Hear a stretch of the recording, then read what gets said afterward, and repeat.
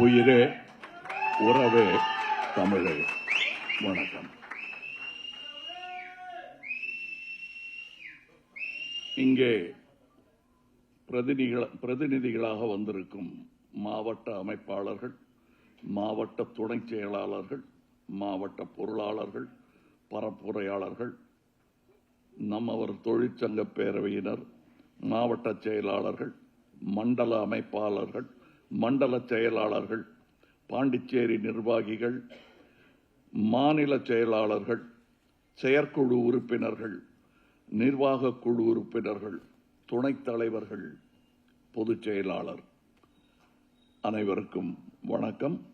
குழுமியிருக்கும் பத்திரிகையாளர்களுக்கும் வணக்கம். இவ்வளவு நீண்ட பட்டியல் இல்லாமல் உயிரே உறவே தமிழே என்பதே அது போதுமானதுதான். இருந்தாலும் நமது முதல் மரியாதை அடிமட்டத்திலிருந்து துவங்குகிறது என்பதை காட்ட வேண்டும் என்பதற்காகத்தான் இந்த பட்டியல் இந்த கோணத்திலிருந்து வாசிக்கப்பட்டது. இந்த மனப்பான்மை தலைமையிலிருந்து துணைத் தலைமையிலிருந்து அனைவருக்கும் இருக்க வேண்டும் என்பதற்கு முன்மாதிரி தான் இந்த பட்டியல் வாசிப்பேன். இப்ப வருத்தப்பட்டவர்கள் நிறைய பேர் இருக்காங்க. இதுக்கு உதாரணமாக அவர் இருந்த துறையை முன்னுதாரணமாக சொல்லி ஒரு கதை சொன்னார். நான் இருந்த துறையை பற்றி சொல்ல கடமைப்பட்டிருக்கிறேன். ஒரு விதமான வெற்றியின் சாயல் சகலகலாவல்லவன் என்ற படத்தில் வந்த பொழுது தொடர்ந்து இதையே நீங்கள் செய்ய வேண்டும் என்று கேட்டுக்கொண்டவர்களுக்கு, என்னுடைய உயரம் அதிகமாகிக் கொண்டே போக வேண்டும் என்று ஆசைப்பட்ட என் ரசிகர்களுக்கு நான் அபூர்வ சகோதரர்களில் குள்ளனாக நடித்தது விருப்பமில்லைதான். ஆனால் அது என் உயரத்தை குறிக்காது, அந்த படம் அடைய போகும் உயரத்தை குறிக்கிறது என்பதை புரிந்து கொள்ளவில்லை. நம்ம விட உயரமா ஒரு ஆளு, அவர் கூட இல்ல உங்க போட்டி இருக்கணும். அமிதாப் பச்சனை சொல்றாங்க, முடிஞ்சா ஒரு ஸ்டூல் போட்டு ஏறி நிக்கணும் அவருக்கும் மேல. அது ராமர் வாலியா, அது அனுமார் வாலியா, அது நமக்கு சரியா வராது. நமக்கு இந்த 3 அடி நிலம் கேட்ட கதை உங்களுக்கு தெரியும். அதுதான் பண்ணணும்னு சொல்லிட்டு ரிவர்ஸில் போனேன் நான். அது அப்போ யாருக்கும் புரியல. என்ன சார் அது, நீங்க ஒன்றும் பெரிய உயரம் கிடையாது, அதையும் விட குள்ளமா நீங்க நடிக்கிறது நல்லா இல்லையா சார் அப்படின்னாங்க. வந்த பிறகு இன்று பல பல டெக்கேட்ஸ் கழிந்து, மாமாங்கங்கள் கழிந்து அதை பற்றி இன்று பேசிக் கொண்டிருக்கிறார்கள். எப்படி செய்தீர்கள் என்று என்னுடைய சகவாசிகளை கேட்டுக்கொண்டிருக்கிறார்கள். இதே கேள்விகள் இன்றைய தேதியை பற்றி நாளை வரும்.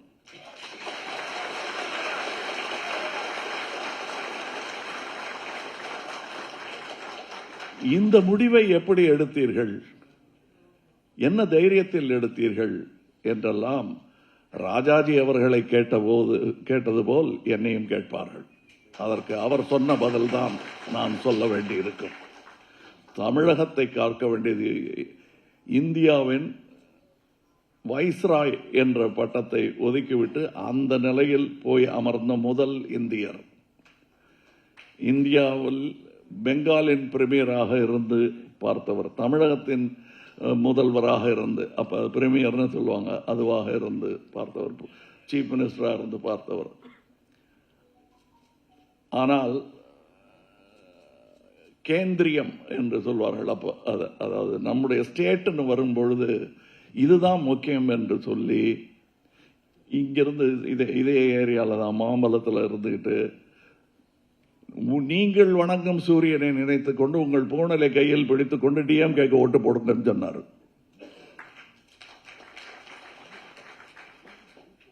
அவரு காசு வாங்கிட்டு சொல்லல, அது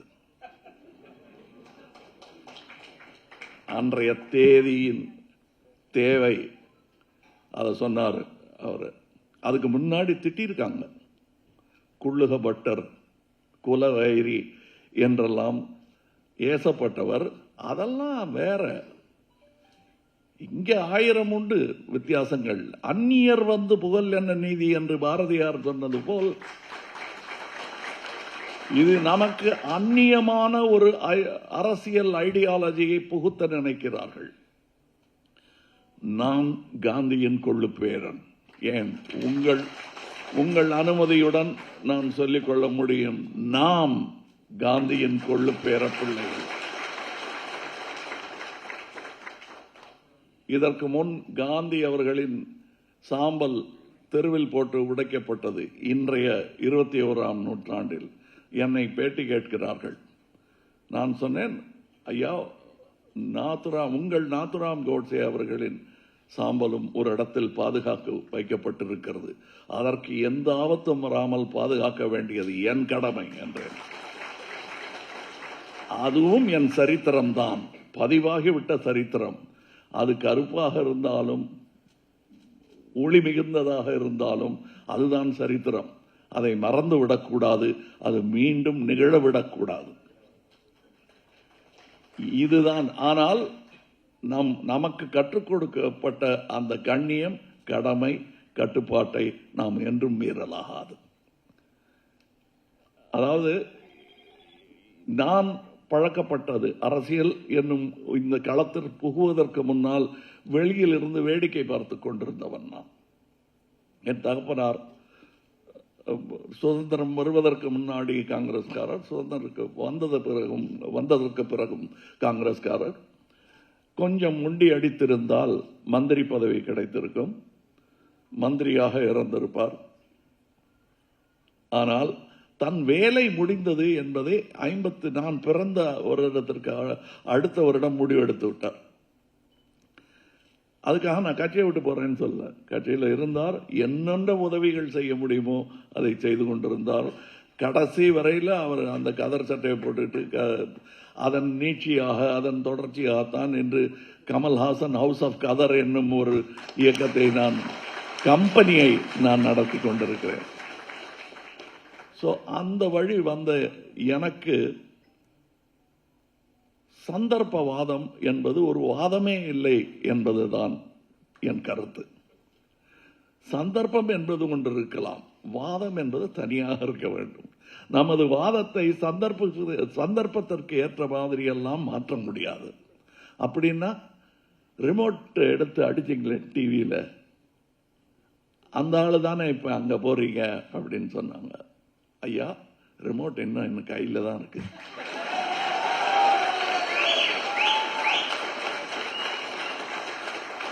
டிவியும் அங்கே தான் இருக்கு. ஏன்னா நம்ம வீட்டு ரிமோட்டு, நம்ம வீட்டு டிவி. ஆனால் அந்த டிவிக்கான கரண்ட்டையும் ரிமோட்டுக்கான பேட்டரியும் உருவப்பாக்கும் ஒரு சக்தி ஒன்றியத்தில் உருவாகி கொண்டிருக்கிறது. இதை நான் இனிமேல் எரிஞ்சா என்ன, வச்சிருந்தா என்ன,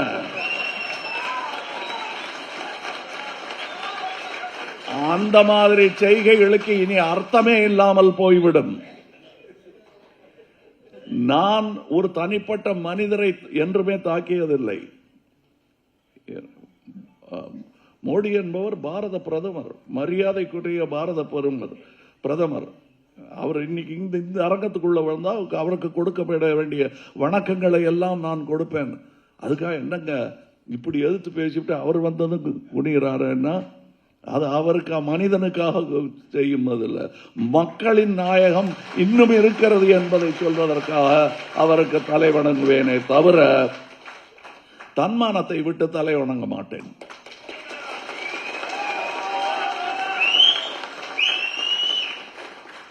எழுபது வருடமாக உங்களுக்கெல்லாம் குழந்தை பறிங்க வெள்ளை தாடி வைத்திருப்பவர்கள் எல்லாம் தாடியே முளைக்காத, பல் முளைக்காத பிள்ளைகளாயிருந்த காலத்தில் இருந்து சொல்லி சொல்லி சாதியம் பேசாதீர்கள் என்று வளர்த்த குழந்தைகள் தான் இன்று வெள்ளைத்தலையுடன் அமர்ந்திருக்கிறார்கள். அவர்களுக்கு மறுபடியும் சாதி கற்றுக் கொடுக்கும் ஒரு மாபெரும் திட்டத்தை வகுத்துக் கொண்டிருக்கும் ஒரு கட்சியோ திட்டமோ எவ்வளவு பெரியதாக இருந்தாலும் அதை தகர்க்க வேண்டியது என் கடமை. என்னை கேட்டார்கள், உங்கள் அரசியல், அதாவது ஒரு அரசியல் களத்தில் தன் எதிரி யார் என்பதை முடிவு செய்த பிறகுதான் வெற்றி நிச்சயம். நீங்க அது இல்லாம இப்படி மையம்னு சொல்றீங்களே, அது எப்படி சரியா வரும்? நான் என் எதிரி யார் என்பதை முடிவு செய்து விட்டேன். என் அரசியல் எதிரி என்றென்றும் நினைவு தெரிந்ததிலிருந்து நினைவு போகும் வரை எனக்கு எதிரி சாதியம்தான்.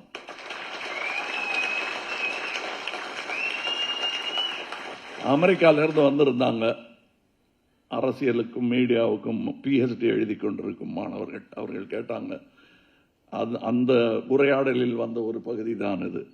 ஏன் என்னிடம் வந்தீர்கள் என்பதற்கு, அரசியலில் என் ஒரே எதிரி சாதியம்தான் என்று நீங்கள் சொன்ன ஒரே அரசியல்வாதி நீங்கள் தான் என்பதனால் உங்களிடம் பேட்டி கேட்க வந்தோம் என்று சொல்லிவிட்டு, ஏன் அப்படி சொன்னீர்கள்? அப்படி சொன்னால் இந்த சாதி கணக்கெடுப்பை பற்றிய உங்கள் கருத்து என்ன? எடுக்கக்கூடாதுன்னு சொல்லணும். நீங்க எடுக்கணும்னு சொல்ற மாதிரி ஒரு துவனி தெரிகிறதே என்றார்கள். எனக்கு இன்னும் யார் விலங்கிடப்பட்டிருக்கிறார்கள் என்பது தெரிய வேண்டும். உங்கள் அமெரிக்காவில் விலங்கு வெளிப்படையாக தெரியும், இங்கே சதைக்குள்ளே இருக்கும். தோல் நிறம் கூட முடிவு செய்ய முடியாது சாதி என்னவென்று. உயர் சாதியில் கருந்தோல் இருக்கும், கீழ் சாதியில் நல்ல சக்கச்சவேன்னு ஆள் இருப்பான். சொல்ல முடியாது, தோலுக்குள்ள ஒளிஞ்சிருக்கும் அந்த விலங்கு. எனக்கு இந்த கணக்கெடுப்பு எடுத்தா எத்தனை பேர் அதற்கு கீழ் இருக்கிறார்கள் என்று எனக்கு தெரியும். அவர்களுக்காக போராட வேண்டும். அதனால் இந்த கணக்கை எங்கிட்ட கொடு. உனக்கு வேணாம்னா வேணாம், நீ எந்த ஜன்னல் வழியா தூக்கி போட போறேன்னு சொல்லு, அங்க வந்து பொறுக்கிக்க வேண்டாம் நான். ஆனால் இந்த கணக்கு எனக்கு வேணும். இது என் கொள்ளு தாத்தா போட ஆரம்பிச்ச கணக்கு. இல்லைன்னா அந்த மாதிரி ஒரு கணக்கு இருக்குன்னே தெரியாது உனக்கு, வெள்ளைக்காரனுக்கே தெரியாது. இப்படி ஒரு ஓட் பேங்க் யாரும் கவனிக்கப்படாமல் சிதறி கிடக்கிறது என்பதை முதலில் கண்டுபிடித்தவர் காந்தியார் தான். இல்ல அது ஓட்டுக்காகத்தான் பண்ணாருன்னு. ஓட்டுக்காகத்தானா அவர் பண்ணாரு? என்னைக்கு அவர் எலெக்ஷன்ல நின்னாரு? நாட்டுக்கு அரசியல் வர வேண்டும். அது இம்பீரியலிசமாக இருக்கக்கூடாது, அது டெமோக்ரஸியாக இருக்க வேண்டும் என்பதற்காகத்தான் எல்லா திட்டங்களும். அவர் செத்தது முஸ்லிம்களுக்காக போராடி செத்துட்டாருங்க அவரு, அல்ல செக்குலர் இந்தியாவுக்காக குண்டு ஏந்தி செத்தவர் அவர். அந்த செக்குலர் இந்தியாவுக்காகத்தான் நான் எலெக்ஷனில் போட்டியிடவில்லை.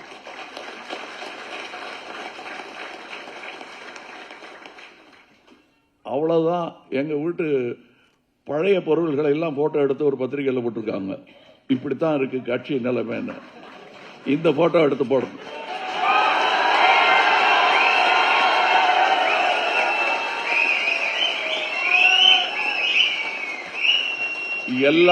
எல்லார் வீட்டிலையும் பழைய பொருட்கள் இருக்கும். அது போகி வரும்போது என்ன ஆகுங்கிறத பாருங்க.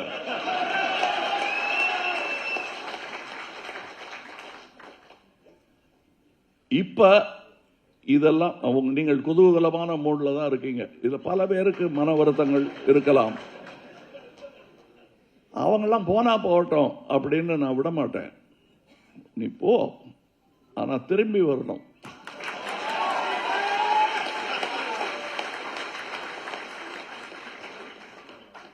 இது வேண்டுகோள் இல்ல, வழிகாட்டல்.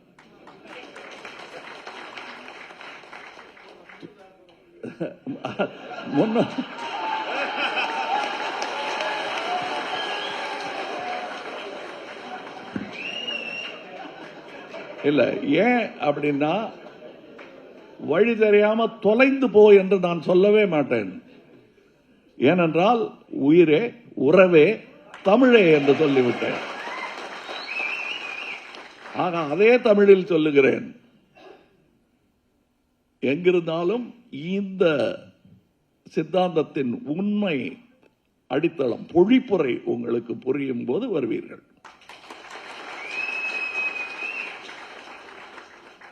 இப்பொழுது உங்களுக்கு மனம் தளர்வாக இருப்பவர்களுக்கு சொல்லுகிறேன், பாரதியின் வரிகளை சொல்லுகிறேன். 1000 உண்டுங்க சாதி, அதில் அந்நியர் வந்து புகழ் என் அந்நியதி. அப்ப சாதி இருக்குன்னு ஒத்துக்கிறியா? ஒத்துக்கிறேன். அதான் என் முதல் எதிரின்னு சொல்லிட்டேன்னு. அதை நீ ஸ்தாபிதப்படுத்த வராத. மறுபடியும் என்ன ஒருமையில பேசுறாருன்னா, மொத்த கூட்டத்தை பேசும்போது ஒருமையில பேசலாம். ஒரு ஆளை பத்தி பேசும்போது ஐயா நீங்கன்னு பேசணும். இப்பொழுது நான் உங்களுக்கு சொல்ல வேண்டியது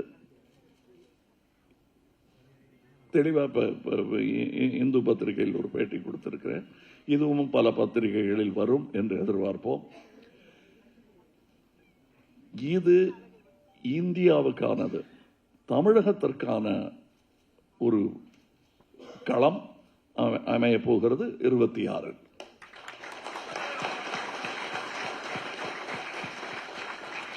இதில் நான் துணைத் தலைவர் அவர்கள் பேசும்போது தியாகம் என்று சொன்னார்கள். இது தியாகம் என்பதை விட வியூகம் என்றுதான் நீங்கள் புரிகிறீர்கள்.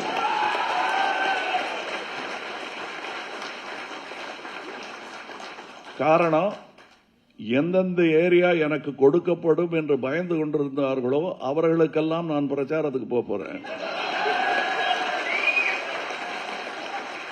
அது கண்டிப்பா எனக்குத்தான் வரும் என்று அவர்களுக்கு தெரிந்த பிறகும் இது ஏதாவது பேசி கெடுத்துடக்கூடாது, என்ன ஆக போதோன்னு கையை உதறிக்கிட்டு இருந்தவங்களுக்கெல்லாம் நான் பிரச்சாரத்துக்கு போறேன். எப்படிப்பட்ட மரியாதை கிடைக்கும் என்பதை பாருங்கள். அது எனக்கு கிடைக்கும் மரியாதை இல்ல, நமக்கு கிடைக்கும் மரியாதை.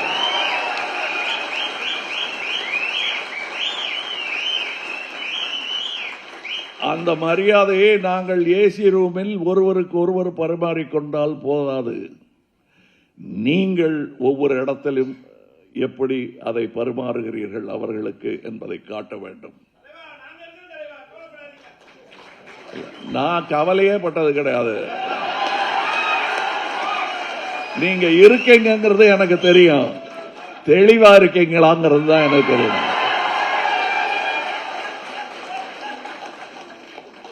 அதை பத்தி கவலைப்படுறது இல்லை நான். ஆனா தெளிவா இருக்கணுங்கிறதுல மாத்திரம் எனக்கு கவலை உண்டு. தெளிவில்லாதவர்களுக்கு நான் அந்த சகலகலாவன் கதை சொல்ல மாதிரி அதையே பண்ணிட்டு இருக்க கூடாது. தவிர அரசியலில் எதிரிகள் கிடையாது, இதை புரிந்துக்கணும். தோக்கடிச்சிட்டா அது நெஞ்சில் ஈட்டியை பார்த்து தோக்கடிப்பதா இந்த டெமோக்ரசி விளையாட்டு? அவர்கள் செய்ய தவறியதை நான் செய்கிறேன் என்பதுதான். மற்றபடி இது குடும்பம் தான். It is an inclusive family. அப்படித்தான் டெமோக்ரசி இயங்க முடியும். சரி, இப்ப நம்ம ஜெயிச்சிட்டோம், அப்ப பேங்க்ல ரூபா மாதிரி 5 வருஷம் கழிச்சு திறந்து பார்த்தா இருக்குமானா இருக்காது. கான்ஸ்டன்ட் விஜில், கண்விழிப்பு வேண்டும். இதைதான் நான் ஹார்வர்ட்ல பேசுறேன் ஒரு 7 வருஷத்துக்கு முன்னாடி. அவங்களுக்கு புரிந்தது உங்களுக்கும் புரிய வேண்டும். ஏன்னா ஹார்வர்டுங்கிறது பட்டம் தான், இதுதான் கருவூலம். அது எல்லாருக்கும் இருக்கு. படிச்சா இதுல இங்க இருக்கிற விஷயத்தை நீங்க மற்றவனுக்கு புரியுற மாதிரி சொல்ல முடியும். ஆனா ஏற்கனவே இருக்குங்கிறது தான் உண்மை. நான் உங்கள் அறிவை நம்புகிறேன், அது தெளிவாக இருக்க வேண்டும் என்று ஆசைப்படுகிறேன். அவ்வளவுதான். அது உங்களுக்கு மாத்திரம் தெளிவு இருக்கு. ஆனா முதல்ல இருந்ததாக நான் நம்பவில்லை. சொல்லி சொல்லி கேட்டு கேட்டு வந்தது. என் கவிதை எப்படி வந்ததுன்னா, இவங்க அப்பா கிட்ட போய் உட்கார்ந்து பேசுவேன். கண்ணதாசன் அவர்களுடைய மகன் எங்கே இருக்கிறார்கள். டைரக்ஷன் எப்படி வந்ததுன்னா, பல டைரக்டர்களிட உதவியாளனாக இருந்திருக்கிறேன். என்னுடைய இசைக்கு வாத்தியார் பாலமுரளி கிருஷ்ணா அவர்கள் மட்டும் அல்ல, இளையராஜாவும் தான். என் நண்பர்கள் என்று நினைத்துக் கொண்டிருந்தவர்கள் எல்லாம் எனக்கு வாத்தியார்களாக மாறி இருக்கிறார்கள். அப்படி கற்றுத்தான் வந்தேன். எல்லாம் தெரியும் என்ற நிலை ஒரு 20-21 வயசு இருக்கும்போது இருக்கும். ஏன்னா பேங்க் செக்கில் கையெழுத்து போட ஆரம்பிச்சிருப்போம் அப்பதான். ஸோ இதுதான் எல்லாமே அப்படின்னு நினைக்கிற கர்வம் வரும். அந்த கர்வம் நம்மில் சிலருக்கு இருக்கலாம்.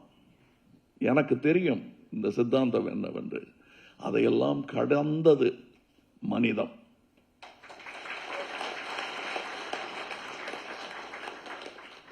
அதை திக்கு வாய்க்காரர்கள் வாய் குளறி மதம் என்று சொல்லுகிறார்கள்.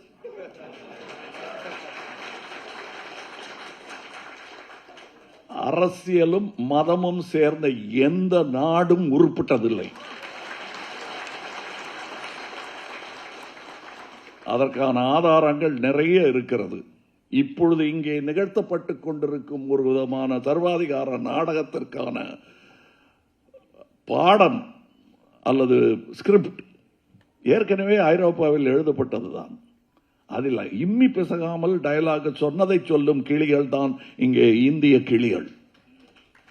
இந்த பாசிச கிளிகள் எல்லாம் அங்கு சொன்னது தான்.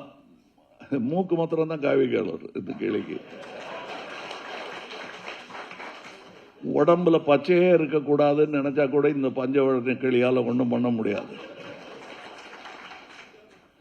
மூக்கு மட்டும்தான் அந்த கலர் கொத்திக்கிட்டே இருக்கும். அது பழக்கணும். 70 வருஷமா பழகிட்டு இருந்தோம். இப்ப பழக்கம் விட்டு போச்சு. அதைத்தான் நாம் செய்து கொண்டிருக்கிறோம்.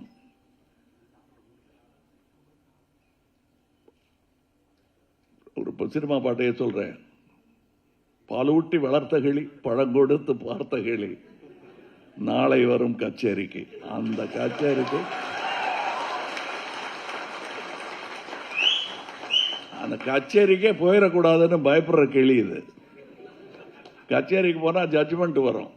இந்த இடத்தில் நான் வணங்க வேண்டிய நீதி அரசர்கள் சிலர் தைரியமாக நின்று குரல் கொடுத்துக் கொண்டிருக்கிறார்கள்.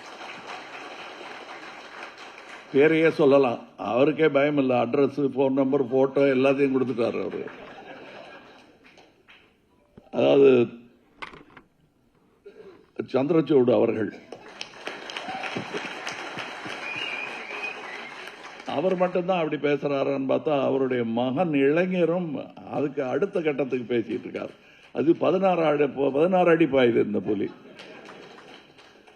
ஆக இப்படிப்பட்ட சிந்தனை உள்ளவர்கள் இருக்கத்தான் செய்கிறார்கள். நான் என்ன கேட்பாங்க, நீங்க ஏன் கோயிலுக்கு போறதில்ல, கிரிக்கெட்டு விளையாட போறதில்ல, பண விஷயத்துல நீங்க கிடைக்கிற பணத்தை வாங்கி உள்ள போடுறதில்ல. சீசர் காலத்திலிருந்து அதான் நான் சீசர் விளையாட்டு என்று பத்திரிகை பேட்டியில் ஒன்று சொல்லியிருப்பேன். தங்களுடைய குறைபாடுகள் மக்கள் கேள்வி கேட்டுவிடக் கூடாது என்பதற்காக ஒரு போலி ஜனநாயகத்தை கைப்பாவை ஆக்கிக் கொண்டு விளையாடிய சர்வாதிகார சீசர்கள் செய்த அதே சூழ்ச்சியைத்தான் இன்று கையாளுகிறார்கள். சர்க்கஸ் மேக்சிமஸ் என்ற ஒரு இடத்தில் தொடர் கேளிக்கைகள் நடந்து கொண்டே இருக்கும். பணம் விட்டெறிவாரு எப்ப வேணா அவருக்கு தோணும் போது. அது எல்லாம் என்னன்னா, ஏன் அரசு சரியா நடக்கலன்னு யாரும் கேட்டக்கூடாது. அந்த மறதி அதுக்கு தான் இன்று கிரிக்கெட் பயன்படுகிறது. நான் கிரிக்கெட்டை குறை சொல்ல, உங்களுடைய மதத்தை கூட நான் கேள்வி பேசல. ஏன்னா நீங்கள்லாம் குழுமுற இடம் அது. நீங்கள் உருகி நெகிழ்ந்து நெக்குருகி நிற்கும் இடம் அது. அந்த இடம் இவர்கள் கையில் போகக்கூடாது என்பதுதான். என் கையில கொடுங்கன்னு நான் கேட்கல. எனக்கு அது தேவையில்லாத இடம், உங்களுக்கு தேவையான இடம். அந்த இடத்துல நீங்க இருக்கும்போது அதுல கொண்டு வந்து அரசியலை சேர்க்க கூடாது. இது என் படத்துல நான் 24 வருஷத்துக்கு முன்னாடி சொன்ன வசனம். செக்ஸ் அண்ட் வயலன்ஸ் மாதிரி அரசியலும் மதமும் ஆபத்தான கலவை என்று ஒரு பாத்திரம் பேசும். அது வசனமாக நான் எழுதியிருந்தாலும் என் மனம் பயந்த பயம்தான் அது. அந்த பயம் இன்னும் விட்டபாடில்லை, இன்னும் வலுத்திருக்கிறது அந்த பயம். அதனால் தான் இங்கே வந்திருக்கிறேன். அதாவது இப்ப நான் வந்ததுக்கான காரணத்தை திரும்ப திரும்ப நம்ம ஆட்களுக்கே சொல்றதுக்கு காரணம் என்னன்னா, நீங்க வெளியே போய் சொல்லணும். உங்களை நான் வந்து இதுதான் அப்படின்னு தரையில் ஓங்கி மிதிச்சு சொல்லிட்டேன்னா நீங்கள் வரப்போறீங்க. ஆனால் அது வந்து ஜனநாயகமாகாது. அதுவும் ஒரு விதமான சர்வாதிகாரம் தான். உங்களுக்கு புரிய வைக்க வேண்டியது என் கடமை, தலைமையின் கடமை. என்னால் செய்ய முடியாதது எதையும் உங்களை நான் செய்ய சொல்ல மாட்டேன். என்னால் செய்ய முடிந்ததை எல்லாம் நீங்கள் செய்வீர்கள், என்னை விட திறம்பட செய்வீர்கள் என்ற நம்பிக்கையுடையவன் நான். அதாவது 90களில் 2000 வரலும் நம்ம என்ன 5 கோடியா நம்ம உங்களுக்கு ஞாபகம் இருக்கும், 10 கோடி ரூபாய் கொடுத்துருக்காங்க. எனக்கு அப்போ சம்பளம் வந்து மேக்சிமம் அந்த காலகட்டங்களில் 1 கோடியை நெருங்கலை. ஆனால் என்னுடைய ரசிகர்கள் 10 கோடி கொடுத்துருக்காங்க. நான் கொடுத்தது என்ன 25 லட்சம் ரூபா கொடுத்துருப்பேன், 50 லட்சம் ரூபா கொடுத்துருக்கேன்.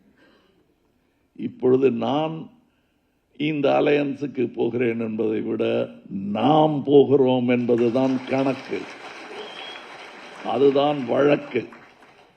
இந்த வழக்கில் நாம் வெல்ல போவது இந்த பலத்தினால்தான். நான் வரேன்னு நான் மட்டும் நம்பி சொல்லலை, உங்களையும் நம்பித்தான் சொல்லியிருக்கேன். இந்த அரங்கத்தில் இருக்கும் ஒவ்வொரு தலைக்கும் பன்மடங்கு, பல்லாண்டுன்னு சொல்லுவாங்கல்ல, அந்த மாதிரி உங்களுக்கு பல்லாயிரம் தலைகள் உங்களுக்கு பின்னால் இருக்கிறது என்று நான் நம்புகிறேன்.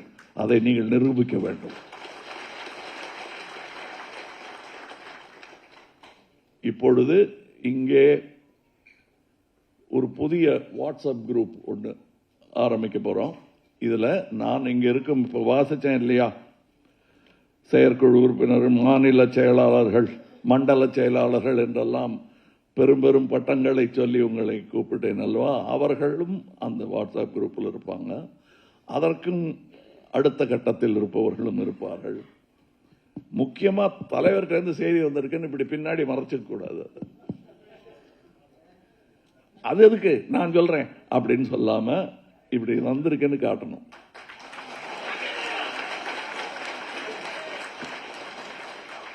அதாவது எங்கிட்ட மட்டும்தான் பேசுவார் தலைவர் அப்படிங்கிறது பெருமை அல்ல, அது கட்சி அல்ல. அதற்கு முன்னுதாரணமாக இருக்க வேண்டியது தலைமை பொறுப்பில் இருப்பவர்கள். உண்மை என்னவென்றால் நான் எல்லார்ட்டையுமே பேச முடியும், டெய்லி இந்த மாதிரி மீட்டிங் வைக்க முடியுமா சொல்லுங்க? தொடர்பு சாதனம் ஒன்றை ஏற்படுத்திக் கொள்ள வேண்டும். அதுதான் இது. அது கிட்டத்தட்ட புல்லட்டின் போர்டு மாதிரி, நீட் நோ பிரின்சிபல் என்பார்கள். அது கட்சியிலும் இருக்க வேண்டும். அதாவது பிள்ளைகள்கிட்ட எல்லா கணக்கு வழக்கையும் பெற்றோர்கள் சொல்ல வேண்டிய அவசியம் இல்லை. சொன்ன குழம்புவாங்க அவங்க. உன் படிப்புக்கு எவ்வளவு செலவாக தெரியுமான்னு சொல்லிக்கூடாது. நீ எவ்வளவு பெரிய ஆளாக போற தெரியுமா, அதுக்காக படின்னு சொல்லணுமே தவிர செலவாயிருச்சு போய் படின்னு சொல்லக்கூடாது. அத மாதிரி சில விஷயங்களை நான்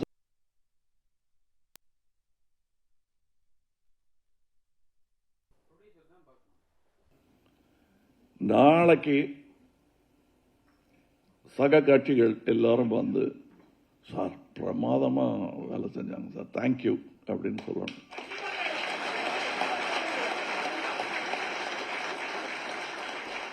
ஏன்னு சொல்றேன், நாளைக்கு மறுபடியும் இந்த மாதிரி அலையன்ஸ் வச்சாலோ இல்லை வேறு விதமான இதுக்கு போனாலோ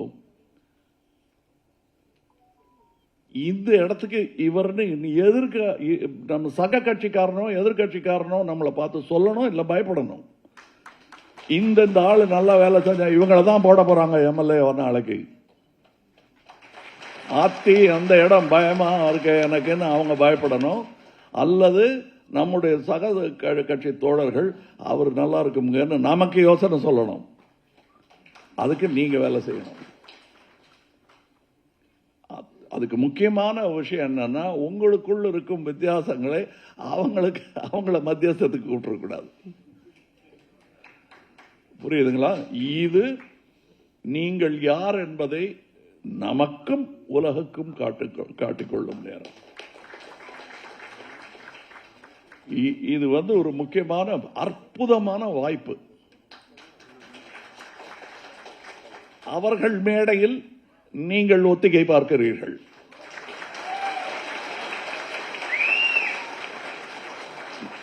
அதற்கான ஏற்பாடுகளை சந்தோஷமாக அவர்கள் செய்கிறார்கள். இதில் சூழ்ச்சி ஒன்றும் கிடையாது.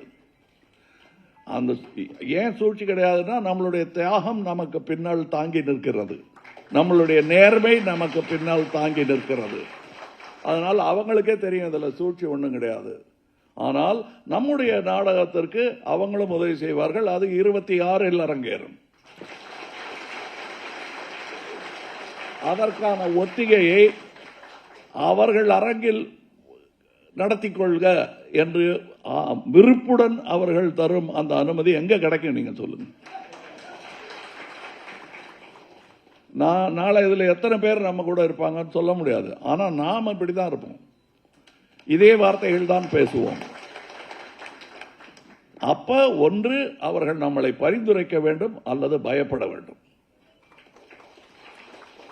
அதற்கான வேலைகளை செய்ய வேண்டும். இது ஒரு அரசியல் மேடை மாதிரியே இருக்காது. ஏன்னா அப்படி திறந்து வச்சு பேசிட்டு இருக்கேன் நான் எல்லாத்தையும். அதுக்கு ஒரு நேர்மை வேணும்.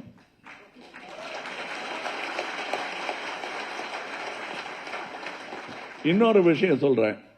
இப்ப ஒருத்தர் செய்தி படிச்சாரு, கன்னியாகுமரியில் கட்டுச்சோறு கட்டிக்கிட்டு போலாம். நான் இப்ப படங்கள் ஏன் நடிக்கிறேன்னு கேள்வி கேட்கிறாங்கல்ல, அது என் சோறுக்காக மட்டுமல்ல. இந்த மாதிரி கட்டுச்சோறு கட்டிக்கிட்டு வர்றாங்கல்ல, அவங்களுக்கு காலை உணவாவது கொடுக்க வேண்டும். மாலை வீட்டுக்கு போய் சாப்பிட்டோம், காலை உணவாவது கொடுக்க வேண்டும். அது என் செலவு. ஆக யாரும் வெளியே போய் கை நீட்டாதீங்க.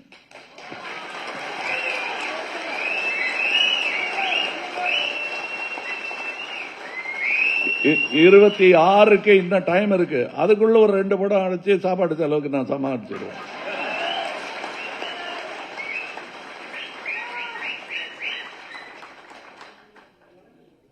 இது நாம மட்டும் இதுல நமக்கு இருக்கக்கூடிய சாதகம் என்னன்னு பார்க்கலாம். நாம மொத்த 40 சீட்டையும் நம்ம பண்ணிருந்தோம், அதற்கான பணம் கையில் இல்லை.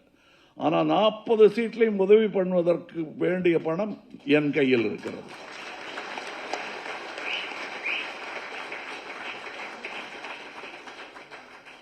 ஆக இது நாம் வைக்கும் விருந்தாக மாற வேண்டும். அது உங்கள் கையில் இருக்கிறது. நாம போய் இன்னொரு வீட்டு விருந்தில் சாப்பிட்டு வந்ததாக இருக்கக்கூடாது.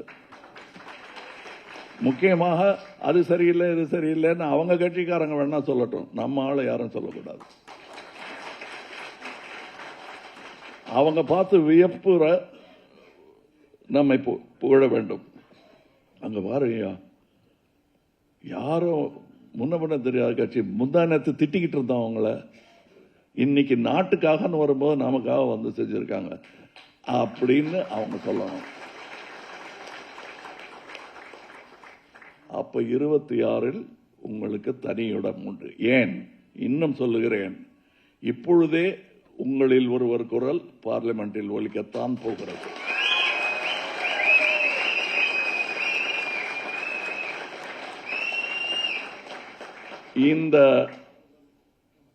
இந்த தேர்தலின் முடிவு எப்படி போனாலும் என்று சொல்ல மாட்டேன், இப்படித்தான் போக வேண்டும் என்ற முடிவுடன் தான் இங்கே வந்திருக்கிறேன். அது அப்படி போகும் பட்சத்தில் எப்படியும் நம் குரல் அங்கே ஒலிக்கும். இந்த நிலைமையில் கௌரவமான நிலையில் இருக்கிறது மக்கள் நீதி மய்யம். இதை களத்தில் தற்காலிகமாக எதிர்க்கட்சிகள் என்று நினைத்துக் கொண்டு நம்மை கிண்டல் அடிக்கிறார்கள் அல்லவா, அவர்கள் கிண்டலுக்கு பதில் கூட சொல்ல வேண்டாம். Waste of time. அப்படி நாம பாதுகாப்பாக டெமோக்ரசி படி நடக்கிறதா என்று பார்க்க வேண்டும். இவிஎம் மெஷின்ல சும்மா சாம்பிளிங் மாத்திரம் பண்ணா போதாது, அதற்கு நாம் குரல் கொடுக்க வேண்டும். எலெக்ஷன் கமிஷனுக்கும் நாம் சொல்ல வேண்டிய விஷயம் என்னன்னா, சாம்பிளிங் கொடுத்தா போதாது, ஒவ்வொரு ஓட்டுக்கும் ரசீது வேணும் என்பதுதான் நம்முடைய வலியுறுத்தலாக இருக்க வேண்டும். ஏன்னா எல்லாம் இந்த மெஷின், அதனால இதை நம்பக்கூடாதுன்னு நான் சொல்ல மாட்டேன். ஏன்னா முன்னோடியாக நின்று தொழில்நுட்பத்தை வரவேற்கும் ஆள் நான். அதனால இவிஎம் மெஷின் பிஎல்ல சுஜாதா ரங்கராஜன் அவர்கள் வேலை செய்து கொண்டிருந்த போது அவர்களெல்லாம் உருவாக்கி அந்த மிஷனை ஃபர்ஸ்ட் ராஜீவ்காந்தி அவர்களுக்கு இயக்கி காட்டியவர் சுஜாதா அவர்கள், ரங்கராஜன். அப்போலேருந்து நம்ம முயற்சி பண்ணிட்டு இருக்கோம். மிஷினை தப்பு சொல்லாதீங்க. ஆக்சிடென்ட்டுக்கான காரணம் கார் அல்ல, ஓட்டுநர்.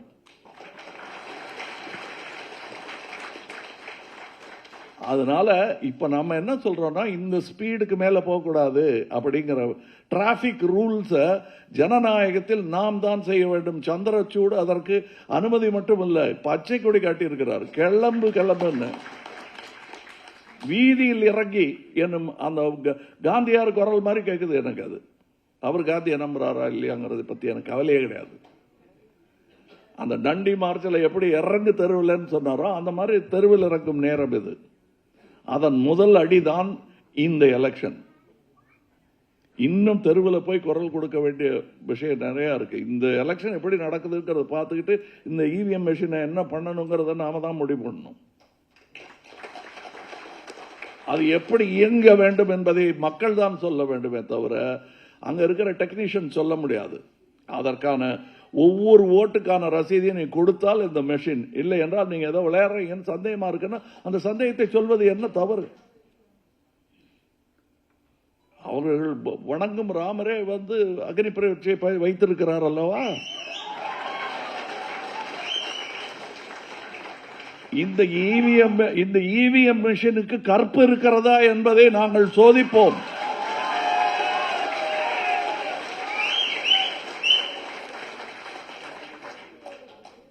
அதுக்கு இணங்க மறுத்தால் உங்கள் காவி தீவிலேயே நீங்கள் இருக்க வேண்டியதுதான். நான் யாரையும் கேலி பண்ணல. அதாவது என்ன சொல்லுவாங்க, என்ன நீங்க பிராமண எதிர்ப்பு பேசுவது மாதிரி தெரிகிறது. என்ன பிராமணிய எதிர்ப்பு? பிராமண எதிர்ப்பு நான் பேசவே முடியாது. ஏன்னா என் தந்தை அதுதான். புரியுதுங்களா? இதுல எனக்கு ஒளிவு மறைவு ஒண்ணுமே கிடையாது. ஆனால் இந்த சாதிதான் என் எதிரி என்று முடிவு செய்து விட்ட போது இந்த பேச்செல்லாம் எனக்கு தெரியாது, வராது. வட்டார வழக்கு என்பது போல் என் வட்டாரம் இதுதான், இதில் அந்த வார்த்தைகள் இல்லை. எங்கள் வழக்கில் இல்லாத வார்த்தைகளை மீண்டும் புகுத்த பார்க்கிறீர்கள், அது செய்யாதீங்கிறேன். அது வரையிலும் வரும். இதுல என்ன ஆபத்து? நீங்க இப்படி பயப்படுறீங்களே அப்படின்னா, இந்த மாதிரி பயந்தவர்கள் சொல்லை கேட்காமல் தான் ஜெர்மனி பாழடைந்த ஊராக, பாம்பு விழுந்த ஊராக மாறியது. இந்த சிஏஏ என்பது உடைய அபத்தம் என்னவென்றால், அது முஸ்லிம்களை தாக்கும் விஷயம் மட்டுமல்ல, என்னுடைய கான்ஸ்டிடியூஷனை தாக்குகிறது. அது அதனால் அது வேண்டாம் என்கிறோம். அது சட்டம் போட்டது தான், இது மாற்ற முடியாது. House of un American activities என்று ஒன்றை துவங்கினார்கள் 40களில், 50ல் மெக்கார்தி அவர்கள் துவங்கியது. கலைஞர்கள் பலரை பிடித்து ஜெயிலில் போட்டாங்க. யாரெல்லாம் சற்று வித்தியாசமாக பேசுகிறார்களோ அவர்களை எல்லாம் பிடித்து இது அமெரிக்காவுக்கு எதிராக பேசுறாங்கன்னு தேச துரோக குற்றத்தில் உள்ளதுக்கு போட்டாங்க. அது இயற்றப்பட்ட செனட்டில் இயற்றப்பட்ட சட்டம். அது இன்னைக்கு என்னாச்சு? அது ஏன் இல்லை? ஜனநாயகத்தில் அது பாசிபிள். இது வேண்டாம் நீங்க ஒதுக்க முடியும். தவிர இதன் முடிவை எதிர்ப்போம் என்று எந்த கட்சி பேசியும் பிரயோஜனம் இல்லை. சுப்ரீம் கோர்ட் முடிவு செய்ய முடியும். நாம் கட்சி ஆரம்பித்த பொழுது நேர கோட்டைக்கு போறோங்கிறது எல்லாரும் பேசினதான். எடுத்ததும் முதல்வரேன்னு சத்தம் கொடுப்பாங்க.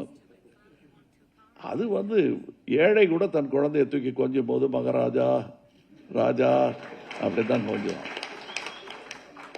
அது குழந்தை நம்பிட்டு பள்ளிக்கூடத்துக்கு போகாம சாப்பாடு சாப்பிடாம இருக்கக்கூடாது. நான் அதெல்லாம் நம்பல. நான் முதல்ல காலடித்து வச்சது எங்கன்னு பார்க்கும்போது, இந்த கிராம பஞ்சாயத்துகளை உயர்த்தி பிடிக்க வேண்டும் என்ற எண்ணம் வந்தது. ஏற்கனவே செய்து கொண்டிருந்தார்கள் சகோதரர்கள். அவங்களை கூப்பிட்டு கிராம பஞ்சாயத்து அதை தூக்கி பிடிக்க வேண்டும் என்று கிராம சபா அப்படின்னு ஆரம்பித்ததுக்கான அதுக்கு அடுத்தது அர்பான் சபா என்று எதிர் திசையிலிருந்து டெல்லியை பற்றி எய்ம் பண்ணாமல் இங்கேருந்து போனதுக்கான காரணம் அது அற்புதமான காந்தியாருடைய இன்னொரு ஐடியான்னு வச்சுக்கோங்க. அது அந்த கிராம சபையில் எடுக்கும் முடிவும் சுப்ரீம் கோர்ட் எடுக்கும் முடிவும் ஒரே பலமுடையது. ஆக கிராம சபைகள் எல்லாம் சேர்ந்து இந்த சிஏஏ வேண்டாம் என்று முடிவு செய்தால் இல்லைதான். நீங்க தேவர் மகன் படத்தை அதுக்கப்புறம் இயங்கும் எந்த அரசும் மக்கள் விரோத அரசாகத்தான் இருக்கும். இது இப்படித்தான் இருக்கும்னு அடம் பிடிச்சதுன்னா அது மக்கள் விரோத அரசாகத்தான் இருக்கும். இப்போ தேவரமான் படத்தில் சொல்லுவார், என்னையா பெருசா சுப்ரீம் கோர்ட்டே சொன்னாலும் இங்கே கிராமத்தில் முடிவு எடுத்தது தான் நடிகர் திலகம் அவர்கள் சொல்லும் வசனம் ஒன்று வரும். அப்போலேருந்து எனக்கு அதோடைய பலம் தெரியும், இப்பொழுதும் அது தெரியும். நீங்க செய்து வந்த எந்த வேலையும் 40 வருடங்களாக இந்த நாற்காலி பதவி அதெல்லாம் பார்த்து செய்யலை. இப்பவும் அதே நிலைமைதான். ஆனா 26 அப்படி இருந்துடாதீங்க. அப்ப வேலை இருக்கு, அப்ப பொறுப்பும் இருக்கு. அந்த சேர் உட்காருவதற்காக அல்ல, நல்ல திட்டங்களுக்கு கையெழுத்து போடுவதற்கு மட்டும். சரியான இடத்தில் கையெழுத்து போடணும். அதனால அமைதியா உட்கார்ந்து போட்டா தான் வரும். அப்புறம் அந்த சேர்ல உட்காராதீங்க. எப்படியும் 5 வருஷத்துல காலி பண்ண வேண்டிய சேர், அதுல போய் உட்கார்ந்துட்டு கைப்பிடியை பிடிச்சிட்டு இருக்கிறதுல அர்த்தமே கிடையாது. இறங்கி வேலை செய்யுங்க, சேர் தேடி வரும் உங்களை. கொண்டு வந்து மக்களே நீங்க எங்க நிக்கிறீங்களோ அதுக்கு பின்னாடி கொண்டு வந்து சொருகிடுவாங்க சேரை. அதுதான் உங்களுக்கு நான் சொல்ல விரும்புவது. வேற என்ன இல்ல, சுற்றுப்பயணத்தின் விவரத்தை நான் வாசிக்க சொல்லுகிறேன். அதுல என்னன்னா, எல்லா இடத்திலும் ஓடி ஓடி பண்ணோம்னா செதறிடும். அதுக்காக நானே அவர்களிடத்தில் கேட்டு அவர்களுடன் கலந்து ஆலோசித்து எஃபெக்டிவா சில இடங்கள், அதனால் உங்களுடைய திரட்சி வந்து அந்த இடத்துல வரலாறு காணாத, அட்லீஸ்ட் மக்கள் நீதி மையம் வரலாறு காணாத ஒரு திரட்சியாக இருக்க வேண்டும். அதை நீங்க படிங்க. 2024 இந்திய பாராளுமன்ற தேர்தல் திமுக தலைமையிலான கூட்டணியை ஆதரித்து மக்கள் நீதி தலைவர் நம்மவர் கமலஹாசன் அவரின் தேர்தல் பிரச்சார சுற்றுப்பயண வரம் 29/3/2024 ஈரோடு, 30/3/2024 சேலம், 2/4/2024 திருச்சிராப்பள்ளி, 3/4/2024 சிதம்பரம், 6/4/2024 ஸ்ரீபெரும்புதூர் சென்னை, 7/4/2024 சென்னை, 10/4/2024 மதுரை,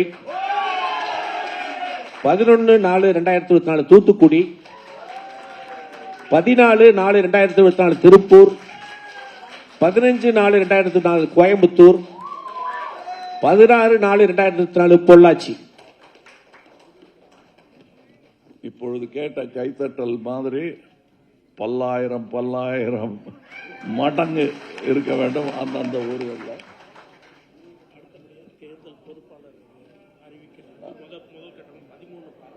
அந்த தேர்தல் பொறுப்பாளர்களை அறிவிக்கும் முதல் கட்ட பட்டியல், இது முழு பட்டியல் அல்ல, முதல் கட்ட பட்டியல். அதை படிக்க. 2024 நாடாளுமன்ற தேர்தல் மக்கள் நீதி மையம் தேர்தல் பொறுப்பாளர்கள். நாடாளுமன்ற தொகுதி கோயம்புத்தூர் திரு ஆர் தங்கவேலு துணைத் தலைவர். பொள்ளாச்சி திருமதி மூகாம்பிகா ரத்னம் மாநில செயலர் மகளிர் அணி, திருமதி ஸ்ரீ ராதஷா தேவியர் மாநில ஒருங்கிணைப்பாளர் தொழில் முனைவோர் அணி. ஈரோடு டாக்டர் ஜி மயில்சாமி மாநில செயலாளர் விவசாய அணி. திருப்பூர் திரு ஏ ரெங்கநாதன் மண்டல செயலாளர் கோவை. சேலம் திரு எஸ் பி அர்ஜுனர் மாநில செயலாளர் ஆய்வு மற்றும் கொள்கை உருவாக்கம் அணி. வடசென்னை திரு ஆர் பிரதீப் குமார் மாநில செயலாளர் மீனவர் அணி.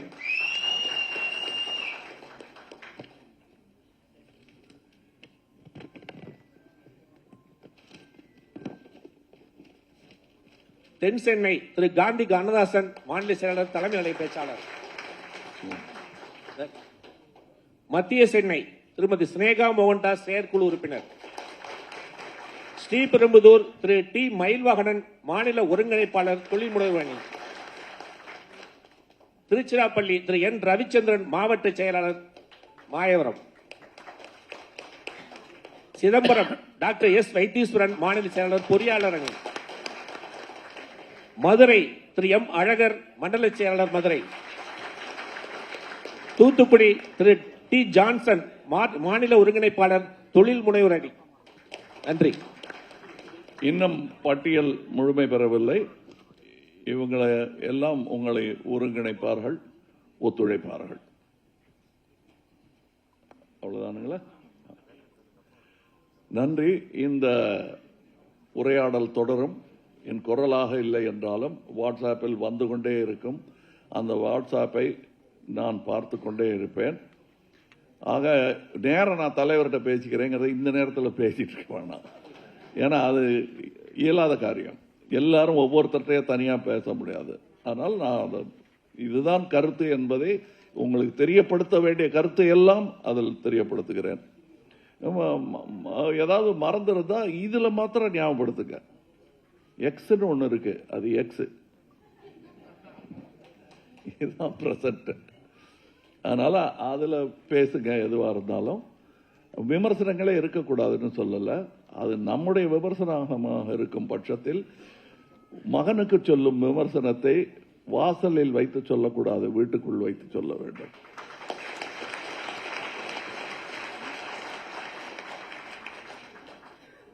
அதை தான் நான் உங்களுக்கு சொல்லும் விஷயம். இதை நான் எவ்வளவு கண்ணியமாக சொல்ல முடியுமோ அவ்வளோ கண்ணியமாக சொல்லியிருக்கேன்.